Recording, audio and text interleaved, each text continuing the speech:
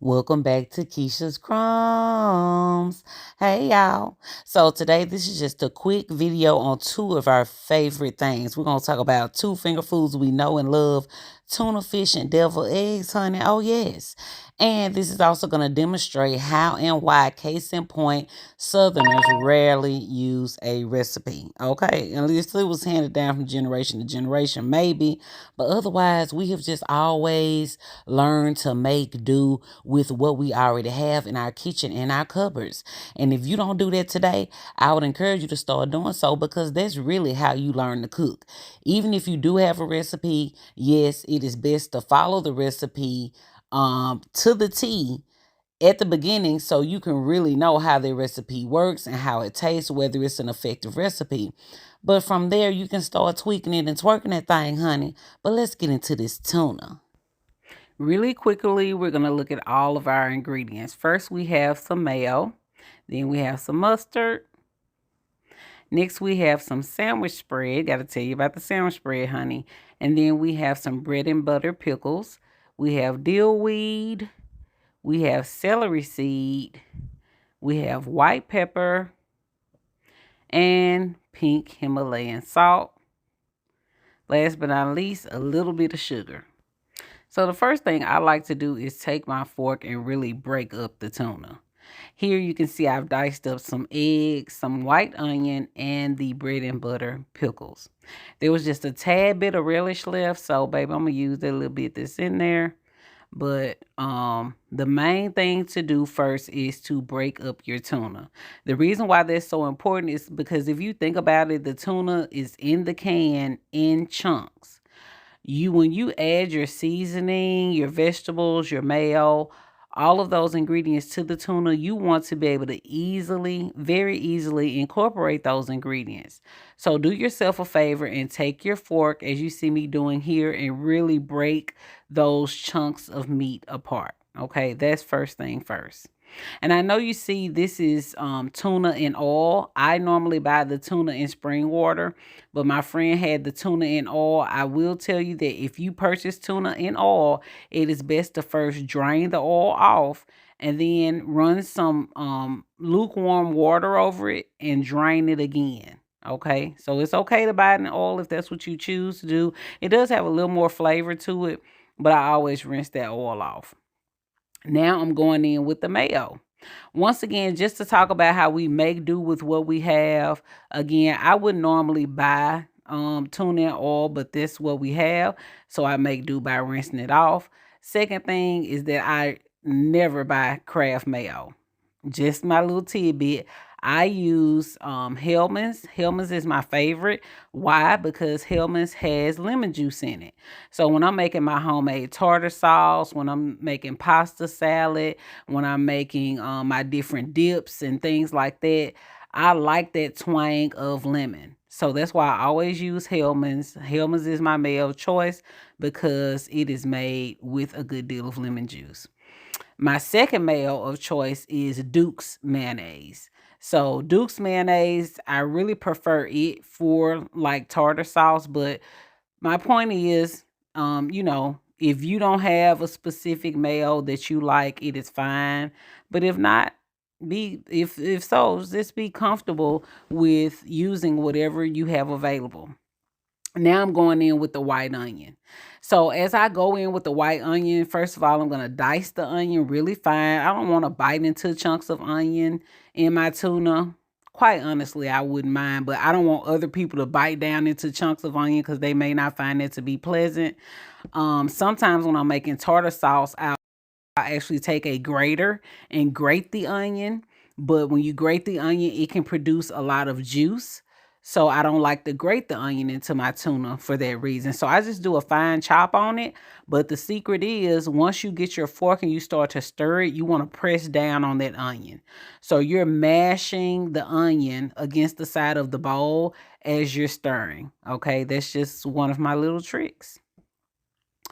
And again, as far as what we were saying about the mayo, or if there's a different type of condiment than you did what you usually use, you just have to taste your food. That's why it's so important to taste as you make, Because if you feel like something is missing, one mayonnaise may not have as much lemon as the other, or one condiment may be more bland than the other. That just means you're going to add a little more seasoning, right? Whatever's missing, then you can compensate for it. Now what you just seen me go in with is the dill weed. Now, I don't typically put dill weed in my tuna, even though dill weed is great in any type of salad. Pasta salad, chicken salad, egg salad, English pea salad. Baby, if it's a cold salad, dill weed goes in it. It's fine. But I typically don't use dill weed. So why did I use dill weed here? I used dill weed because my friend did not have dill relish. As you saw at the beginning, she had just a very small amount of dill relish. So I want to compensate for that. I do have the bread and butter pickles, which is going to give me my pickle element, but it's not going to give me that dill taste. So I'm already having to sub out the dill relish for the bread and butter pickles. And that's why, since I saw she had dried dill, I added that to compensate for the missing dill relish. With tuna, I always like to add just a tad bit of sugar, right? Because tuna is fish and you're adding in a lot of savory ingredients. You're going to have your salt. You're going to have your, some people even use dry mustard. You're going to for sure have yellow mustard, the mayo and the lemon in the mayo. So you want to add just a bit of sugar, not to make your tuna fish sweet, but just to make sure that your flavors are balanced. Okay, you don't want a strong or bland tasting tuna. So just a little bit of sugar and a little bit of salt goes a long way, honey. Tad bit sweet, tad bit salty. Okay, and as you can see, I'm mixing. Every time I go in with another ingredient, I take the time to mix because I want to watch the consistency of my tuna, as well as I want to taste it. I'm not just going to go in and put mayo, mustard, relish, salt, pepper. No, layer things in. If you really want to control the flavor profile that you end up with, the thing is to take your time, layer your ingredients in, and taste your ingredients as you layer them in. So at this point, we have the pickle. We have this we have the little bit of dill. You can see the little bit of dill relish right there. Just a tad bit that was at the bottom of that jar. And you have the bread and butter pickles that I have chopped up. And now I'm mixing that in. I have my yellow mustard in there as well. So as I incorporate this, the worst thing, have you ever had great tasting tuna, but it was too wet? It was too runny? So when it comes to chicken salad and tuna salad, the consistency is key as well. You don't want your meat to be coarse.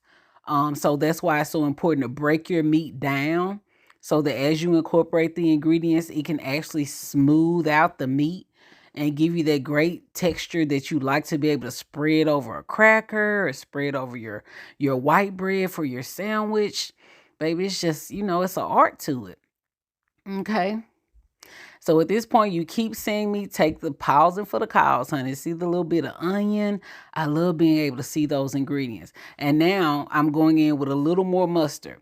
The mustard I'm always careful about, and I will almost always add it in 2 parts because I already had some mustard in there.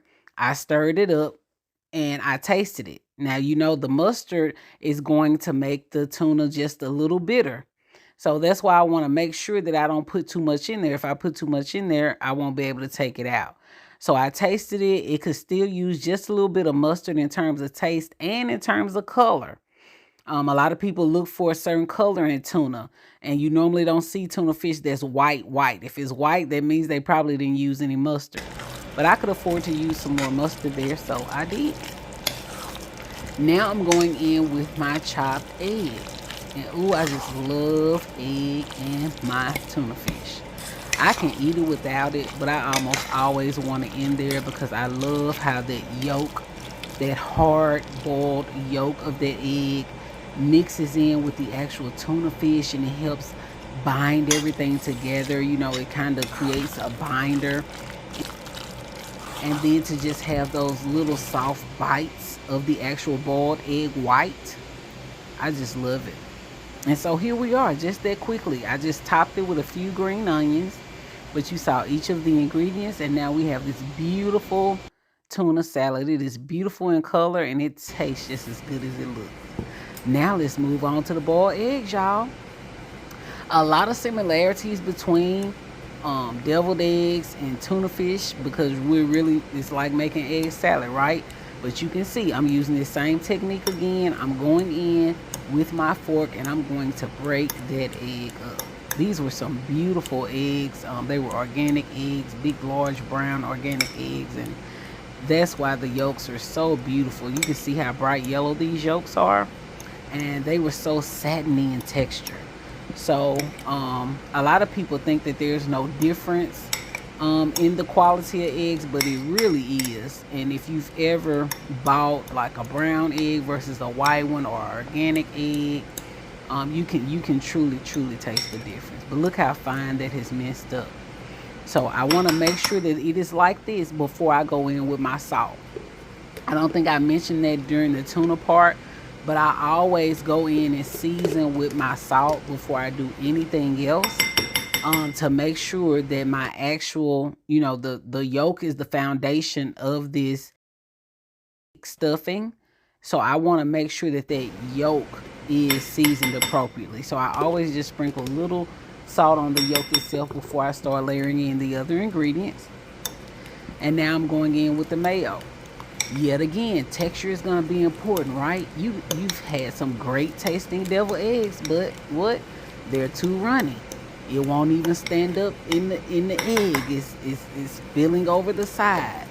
Nobody likes a sloppy deviled egg. Well, we don't mind eating one, but it's just good to pay attention to the texture of the egg. You want to make sure that this filling maintains its integrity, so that when you get ready to stuff your eggs, it won't run all over the place. It's not supposed to be loose.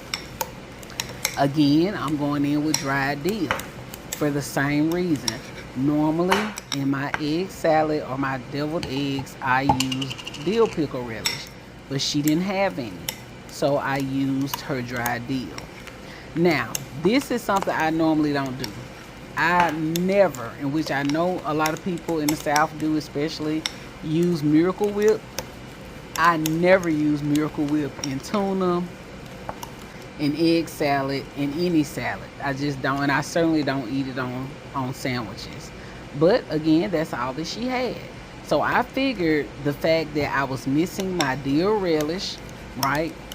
And the fact that I didn't have the mayo that I'm used to using, which to me is more flavorful than Kraft, I said, well, you know what? I'm just going to use a tad bit of this Miracle Whip, because the Miracle Whip has its own little zest to it.